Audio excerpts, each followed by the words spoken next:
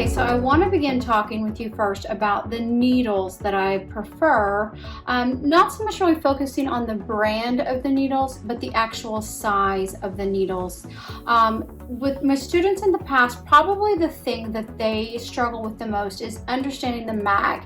That's not something that we really use a whole lot until recent for the permanent makeup. So I have out here a 9 mag, and if you see the number 9 and the M, that is my 9 mag. I really prefer the 15 round mag. It is also referred to as a curved mag or a soft edge. And I want to show you exactly what that means. And I don't have gloves on because I'm not going to be using these on a person. If I were to be using these on a person, I would absolutely have gloves on. But for now, I'm going to show you the difference. So a regular 9 mag, it is completely straight across. So we have 5 needles in the back, 4 needles in the front, and it is straight across, just like a fork would be. Now, when we go up to the 15 soft edge mag or a curved mag, which is what I really like, let me extend them out, they are rounded. And so I have this just for an example. I do not use this, but I purchased this just to show you an example. Here we go, sorry. It's nice and kind of soft, the edges, it's round. It is not perfectly straight. And so I'm going to use this just to show you why I prefer the soft edge over the mags. When you are tattooing and you're using a nice soft curved edge, as you're making your circles, you're really working with these front few needles in the front all the way up to these on the side.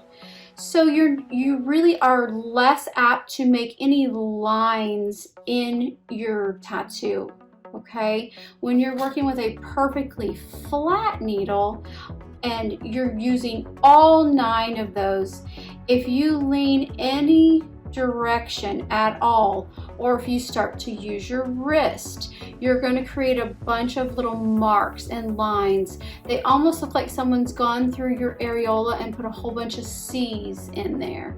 So that is why I really am not crazy about using a regular mag. If you are experienced with using a regular mag, then you know exactly how to keep it level and be pushing forward. So there's nothing wrong with using a regular mag. I have just found for me that using a curved mag is much more forgiving. And so that is why I prefer to use this.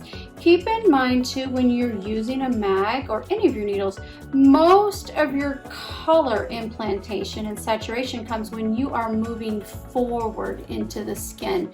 You might get a little bit on the drawback, but most of that color implantation is you pushing that needle forward and packing it into the skin.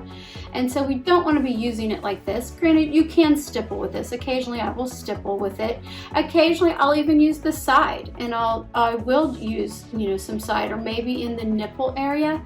But for the areola, when we want a nice soft shade, you want to make sure that this is flush to the skin and that you are pushing forward with your oval motions. You don't want to be whipping it to the side.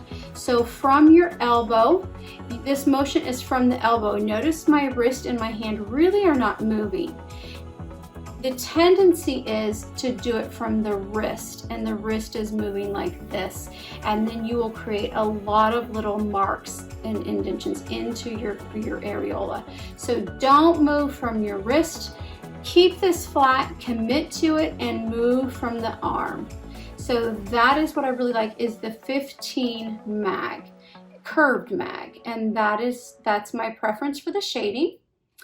And then as far as the detail work, I really like to work with a 3 round liner. Make sure that you are using a quality needle on your patient. I don't really care what you're practicing with.